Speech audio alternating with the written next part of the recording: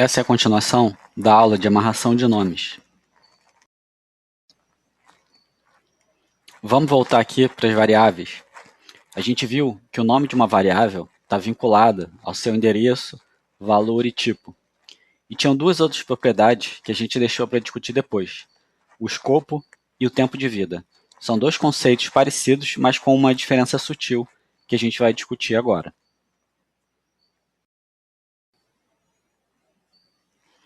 O escopo de uma variável diz respeito ao trecho de código onde ela é visível. Por exemplo, uma variável local só é visível, só é acessível, só é referenciável dentro de um trecho de código delimitado. Por exemplo, dentro de uma função ou de um bloco de código como a gente tem aqui. E o tempo de vida de uma variável diz respeito ao período em que a variável existe na memória. Ou seja, o período entre quando ela é alocada e desalocada da memória. Mas será que isso não são duas formas de falar sobre a mesma coisa? O escopo e o tempo de vida de uma variável não são sempre coincidentes? Olhando esse exemplo aqui, o escopo e o tempo de vida de A não estão sempre igualmente limitados ao bloco entre as chaves? Então agora dá uma pausa no vídeo e tenta pensar em exemplos um pouco mais sofisticados que esse, para você ver se é possível haver uma diferença entre escopo e tempo de vida. Vamos mostrar um exemplo aqui que é bem particular da linguagem C, mas que ilustra essa distinção entre escopo e tempo de vida. Então aqui eu tenho uma função f, e essa função é chamada várias vezes aqui embaixo. E o que a f faz é simplesmente inverter o valor da variável v, que vale 0 inicialmente, e retornar esse valor invertido. É só isso que ela faz.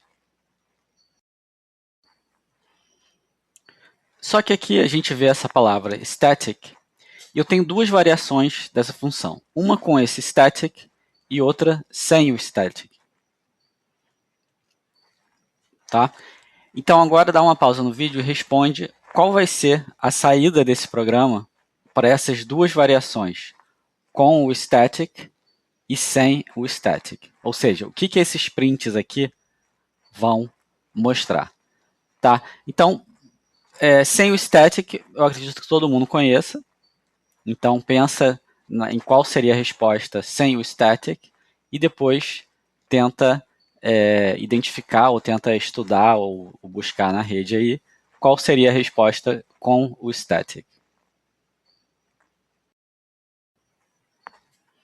Bom, nos dois casos, o escopo da variável v ele é local, com visibilidade delimitada dentro da função f entre essas chaves aqui.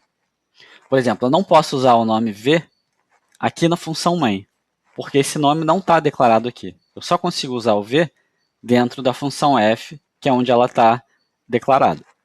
É uma variável com escopo local. Então a diferença só pode estar no tempo de vida dessa variável v. Sem o static, que é o caso mais comum, como eu disse, esse static ele é bem particular de C. Então, sem o static, o tempo de vida de v também vai estar limitado ao tempo de vida de f. Ou seja, o v vai começar com 0 toda vez que essa função for executada, vai ser trocado para 1, aqui que eu estou invertendo, e vai ser desalocado, porque a função vai terminar. Toda vez que eu chamar o f, esse comportamento vai se repetir. Eu vou inicializar para 0, trocar para 1 e retornar 1. Por isso, a saída aqui, em todos esses casos, sempre vai ser 1.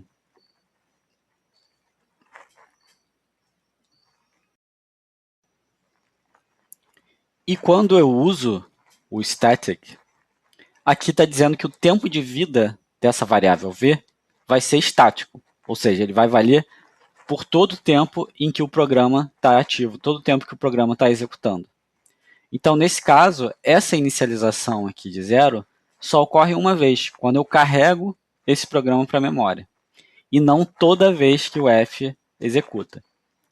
Então, como o valor de v sobrevive a múltiplas chamadas de f, esse valor aqui vai ficar sendo alternado. Ele vai ser persistido durante as chamadas a f.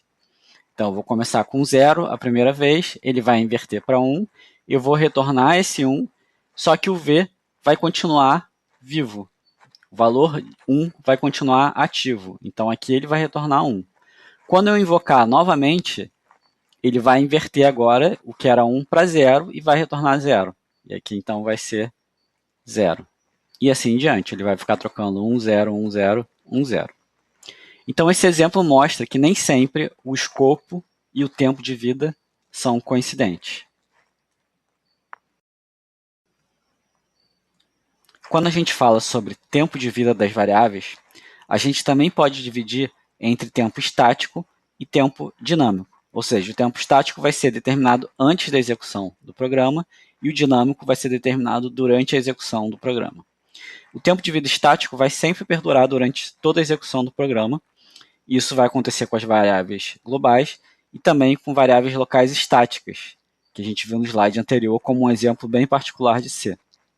E o tempo de vida dinâmico vai depender da execução do programa. Isso vai aparecer nas variáveis locais, que são armazenadas na pilha, e nas variáveis que usam a memória heap. A gente vai ver essa discussão um pouco mais para frente. A heap ela pode ser manipulada explicitamente, como a gente faz em C, com malloc free, ou de maneira mais implícita. Por exemplo, em Java, quando a gente usa um new para criar um objeto, mas o coletor que é responsável por desalocar aquela memória. Ou também quando a gente usa construtores primitivos das linguagens para manipular a memória. Por exemplo, em Python, a gente aloca uma lista usando os colchetes. Esses elementos da lista, todos eles vão para a memória heap. Para falar dessas regiões de memória, da região estática, da pilha e da heap, vamos pegar um programa aqui de exemplo em C. Esse programa ele calcula o fatorial de 0 até o valor 3, aqui no caso, e guarda os resultados em um vetor global, que está declarado aqui. A função de fatorial também está aqui. Então, o fatorial de 0 vai ser 1 e o fatorial dos outros valores vai ser o valor passado multiplicado pelo fatorial do seu antecessor. Tá? Então, um programa bem conhecido já aqui. Agora, vamos olhar as variáveis que aparecem no nosso programa aqui à esquerda e para onde elas vão na memória do computador, que eu vou representar aqui à direita. Então, aqui eu tenho uma memória começando em 000 e indo até FFFF. Então, aqui ilustra um espaço de endereçamento que começa aqui embaixo e vai até lá em cima. Em geral, por convenção das arquiteturas de computador, os endereços mais baixos guardam as variáveis estáticas do programa, por exemplo, as variáveis globais. E os endereços mais altos guardam a pilha com as variáveis locais. Bom, então olhando aqui, para o vetor global, ele tem que ir para a região estática da memória, que vai ser aqui embaixo. E aqui de novo na main, agora tem essa variável local i, que eu uso aqui no for, e essa vai para a pilha. Então, ela vai aparecer aqui no topo da nossa memória. Bom, depois eu vou chamar a função de fatorial, aqui passando inicialmente 0, e o 0 vai para a variável n, que também é uma variável local já dentro da função fatorial. Então, essa variável também vai para o topo da pilha. Tá? Então, o topo da pilha vai crescendo na direção do endereço mais baixo, na direção da memória estática. Bom, e como na primeira chamada o n vai ser 0, então eu vou cair aqui nesse primeiro caso e a função vai retornar imediatamente 1. Quando eu retorno, eu não vou mais precisar das variáveis locais dessa função, porque essas variáveis vão sair de escopo, eu vou voltar para o meu programa principal aqui. Então, o n que estava aqui empilhado, ele agora vai ser desempilhado. E eu vou voltar a ter só o i na pilha. Esse n aqui vai cair fora. Então aqui já fica ilustrado essa ideia de que eu vou empilhar e desempilhar uma variável. Quando eu chamo a função, eu vou começar a empilhar as locais dela.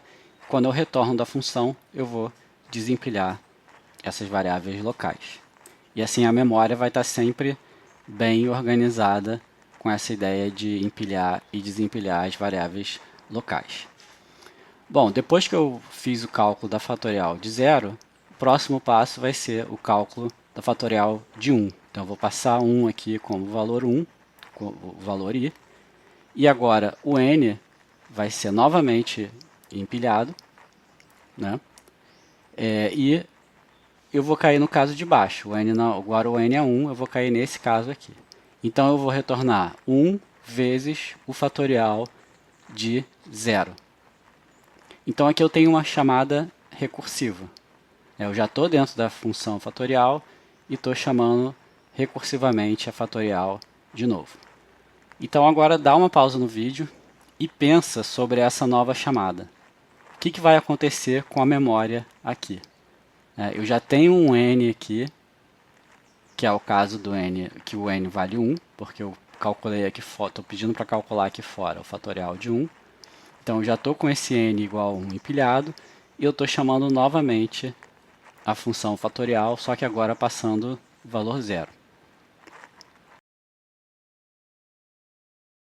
Bom, a fatorial atual, que é com n igual a 1, eu vou até colocar aqui o valor 1, eu não posso desempilhar essa local, que ela ainda está ativa. Eu vou retornar o 1, que é o que está ativo agora, para o n, vezes o fatorial de 0.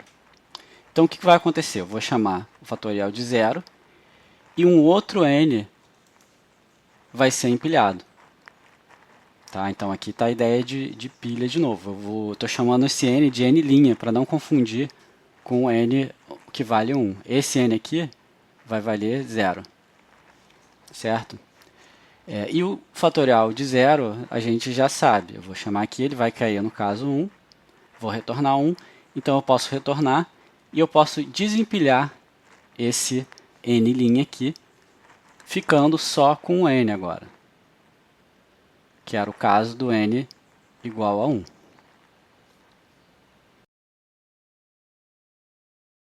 Bom, e aí agora eu tenho esse 1 aqui, e tenho o retorno do fatorial de 0 que deu 1 também. Eu vou multiplicar 1 vezes 1 e vou retornar também, de novo.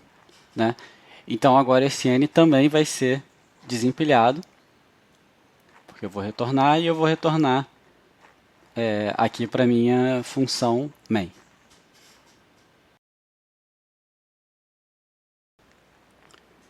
Bom, já calculei o fatorial de 0 e o fatorial de 1.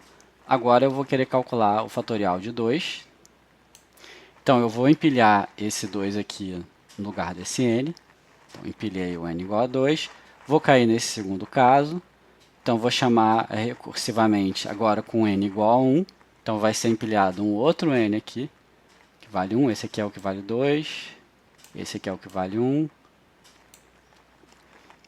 E aí eu vou cair de novo no caso de baixo, porque o n não é 0, e vou agora calcular o fatorial de 0. Então, vou precisar empilhar mais um n. Agora, esse aqui é o n do 0. E aí, no caso do n igual a 0, já sei que vai retornar 1. Então, esse cara pode desempilhar. Aí eu vou ter o valor também do n', vou desempilhar. E também vou ter o caso do n igual a 2, que eu também vou poder desempilhar e voltar para a minha função main. Tá? E assim em diante. Para o 3 vai ser a mesma coisa. Vou empilhar o 3, vou empilhar o 2, vou empilhar o 1, vou empilhar o 0, depois vou desempilhar tudo de novo até voltar a minha função main de novo.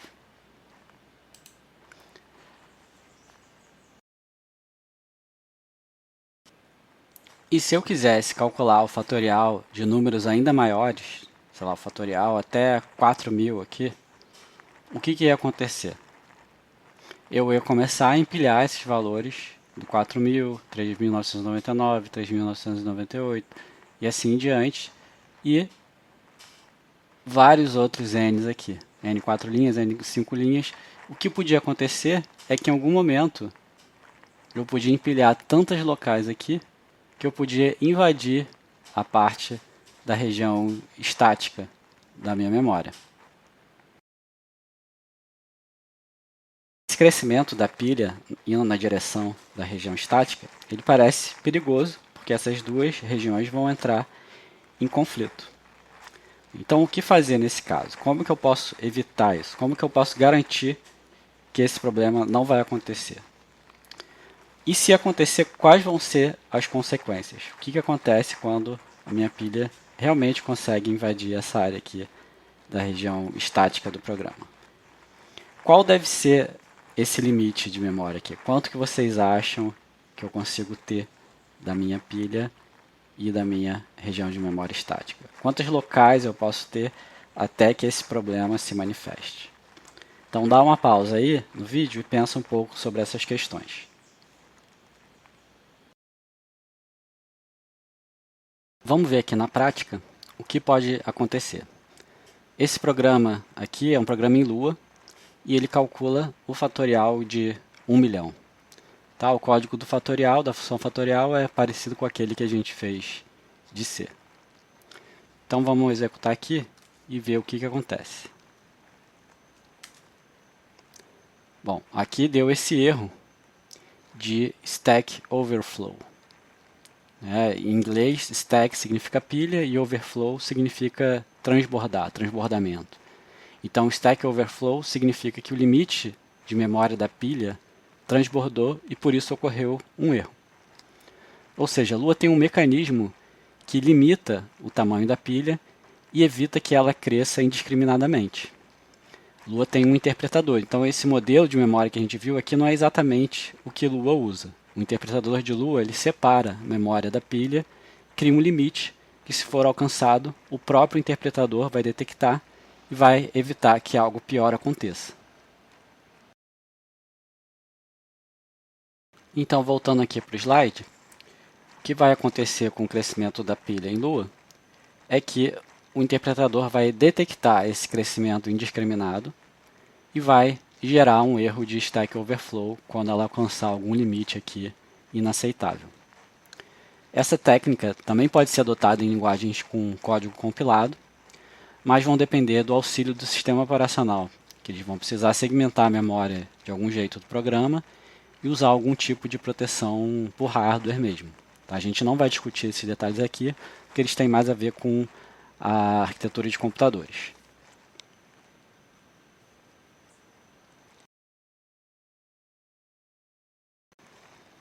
Agora, em C. Então aqui eu exibo o fatorial de 1 milhão e a função fatorial está aqui definida novamente. Então, quando eu executo esse programa, olha o que acontece. Segmentation fault, ou seja, falha de segmentação. A pilha cresceu tanto que invadiu alguma região de memória inválida. Em C, dependendo da arquitetura, esse modelo que a gente viu aqui pode ser realmente o que acontece na prática. Por exemplo, em sistemas embarcados mais simples, que não tem nenhum suporte de hardware para proteção de memória, o Arduino é um exemplo disso, nesses casos a pilha vai realmente invadir a região estática e pode sobrescrever os dados que tiverem lá. Ou seja, eu posso ter escrito algum valor nesse vetor, e aí a pilha vai crescer, crescer, crescer, e vai escrever algum outro valor aqui no lugar do original. Ou seja, a memória estática vai realmente ser invadida pela memória da pilha. E quando eu for ler novamente esse vetor, esperando o valor original, na verdade eu vou ler o valor de uma variável local que não tem nada a ver com esse vetor. E se eu continuar crescendo com a pilha aqui, o que vai acontecer é que eu vou chegar num endereço negativo, que nem existe mais na memória. E aí, nesse caso, eu vou ter também uma falha de segmentação, um segfault.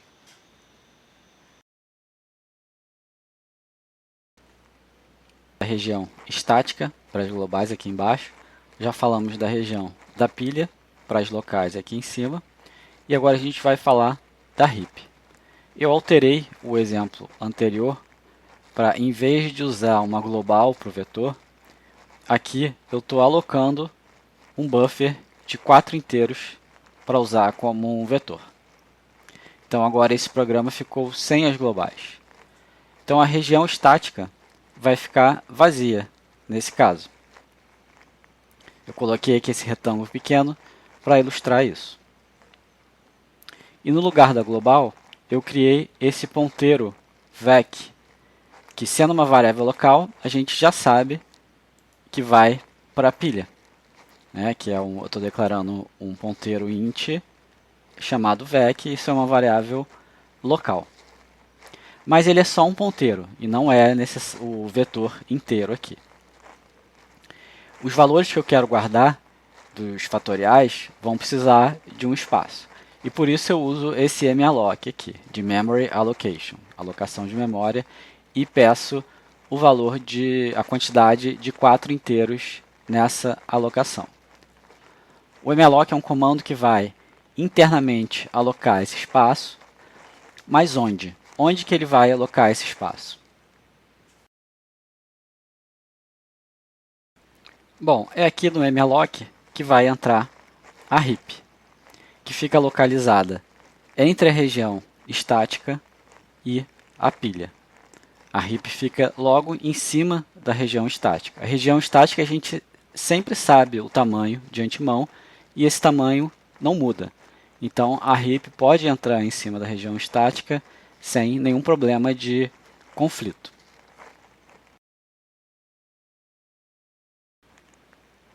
E agora o que está faltando aqui é ligar essa variável local, vec, com a memória que eu acabei de alocar. Isso é feito através de um ponteiro. Automaticamente, nessa atribuição aqui, o C vai fazer isso. Ele vai pegar o endereço dessa locação na heap e vai guardar nesse ponteiro aqui, nessa variável local. Ou seja, a local vec vai guardar ou apontar para o endereço dessa memória que o malloc alocou na região da heap. Bom, continuando aqui no programa, a gente ainda tem esse i, aqui novamente alocado na pilha.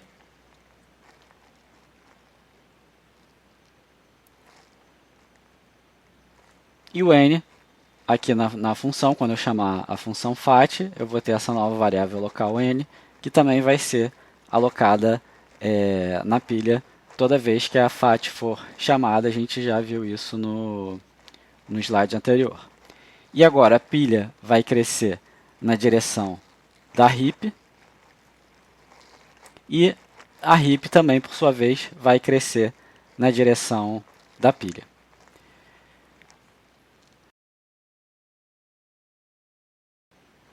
A gente já viu que ela vai decrescer quando as locais saem de escopo. E a heap vai decrescer quando o programa der um free.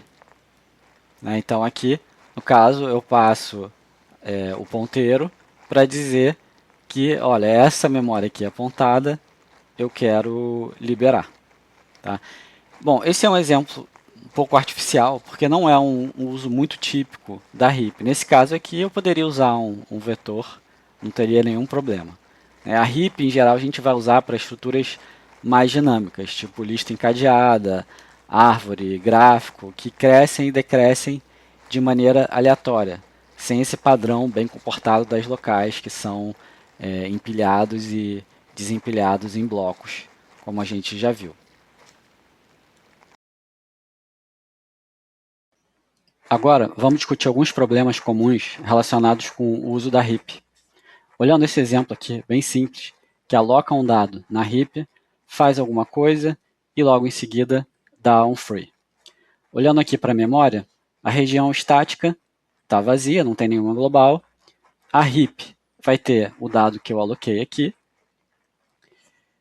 O ponteiro ptr é uma local que eu vou apontar para a heap.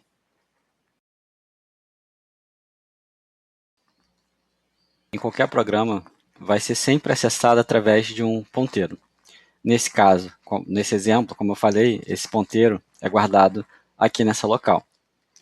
Então, essa discussão de escopo e tempo de vida fica um pouco mais sutil, porque o dado ele somente é acessível através de uma local, só que o dado propriamente dito, ele não está na pilha, ele está aqui na heap. O malloc e o free que vão determinar o tempo de vida desse dado. Já o escopo dessa local é esse bloco aqui. Fora desse bloco, eu não tenho como acessar o dado da heap, porque eu não tenho mais a variável ptr, que é a única que está apontando para o dado que eu aloquei. Bom, então a gente pode concluir que o escopo do dado que está na heap, para esse exemplo específico, vai ser esse bloco daqui. Fora desse bloco, a gente não consegue referenciar o dado da heap. E o tempo de vida, como fica? A definição de tempo de vida é o período entre alocação e desalocação do dado na memória. Para as globais e para as locais, esse gerenciamento é feito automaticamente. Por exemplo, se uma local entra em escopo, ela também é alocado um espaço para ela na pilha. E quando o escopo termina, o espaço na pilha é desempilhado automaticamente. Mas no caso da heap, esse gerenciamento é feito pelo programador. Aqui eu aloco o espaço, iniciando o tempo de vida do dado. E aqui eu desaloco esse espaço, finalizando o tempo de vida do dado na heap. Vê que nesse caso, o escopo são as chaves e o tempo de vida é o malloc free. Nesse caso, eles estão praticamente coincidentes. Nesse caso, então, o escopo e o tempo de vida são iguais.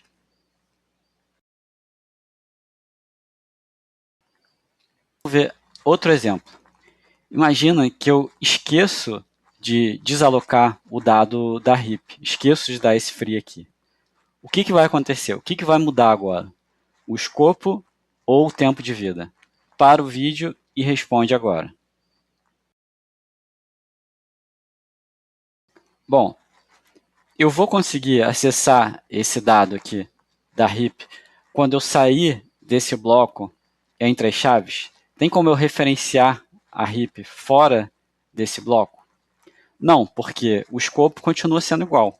Continua obedecendo o escopo dessa local aqui. Eu só consigo acessar essa região enquanto essa local estiver na pilha. E o tempo de vida? O que vai acontecer? Bom, se eu não desaloco, esse dado aqui vai ficar para sempre na memória. E quando esse bloco terminar, eu nem vou mais ter como acessar esse dado. Em outras palavras, eu vou ficar com um dado na memória inútil porque eu não tenho mais como chegar até ele. O escopo da variável que referencia ele acabou, mas o tempo de vida continua ativo. Bom, alguém sabe o nome que a gente dá nessa situação? Alguém lembra? Para o vídeo e tenta lembrar.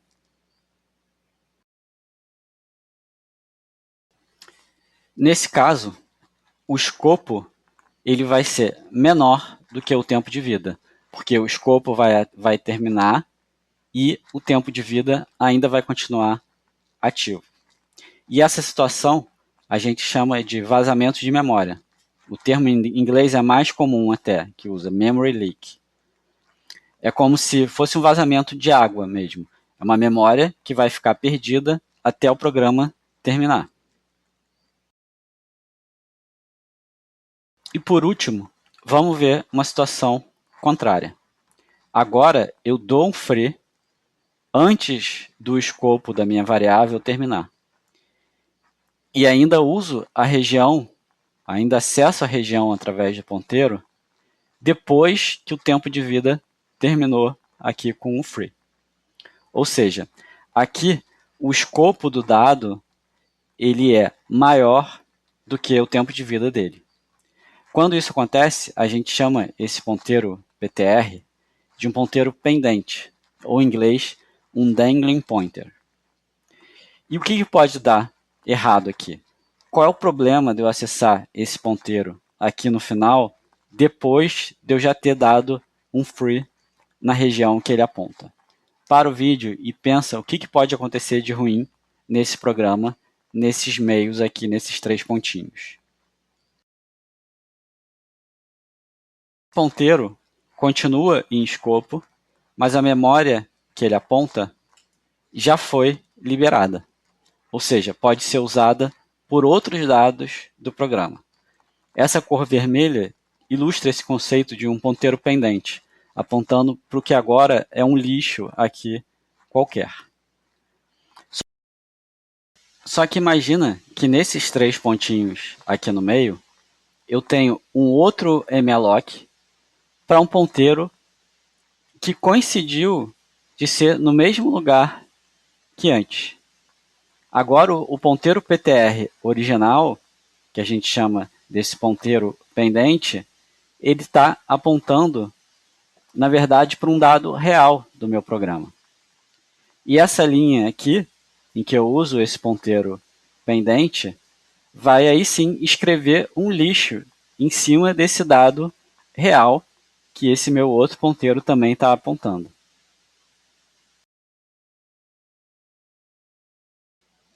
Em resumo, o controle do tempo de vida da heap depende do programador e é suscetível a esses 2 problemas, o memory leak e o dangling pointer, porque o escopo e o tempo de vida podem ser inconsistentes entre si.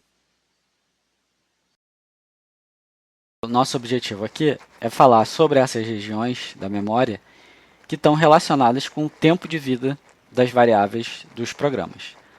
Esse modelo que a gente viu é o modelo mais simples, mas que ilustra bem esse comportamento dos programas. A região estática é imutável, a pilha tem esse comportamento previsível de empilhar e desempilhar variáveis de acordo com a entrada e saída de blocos e funções, e a região da heap com o uso de malloc free em qualquer parte do código, portanto com um comportamento mais aleatório. Para terminar, eu proponho aqui 2 exercícios. O primeiro é, eu quero que você pegue um programa seu razoavelmente grande e enumere todos os usos da memória estática, pilha e heap, né, as 3 regiões que a gente estudou nesse vídeo. E o programa tem que ser razoavelmente grande, porque tem que ter pelo menos 5 usos da pilha e da heap. E o segundo exercício é pesquisar sobre a pilha em alguma linguagem de programação ou arquitetura de computador. Então, eu quero que vocês busquem lá qual é o tamanho típico de uma pilha em bytes, quantas chamadas recursivas eu consigo fazer, quantas locais eu posso guardar em cada uma dessas chamadas. Essas 2 últimas perguntas aqui estão relacionadas, mas eu quero uma ideia da ordem de grandeza dessas 3 perguntas aqui.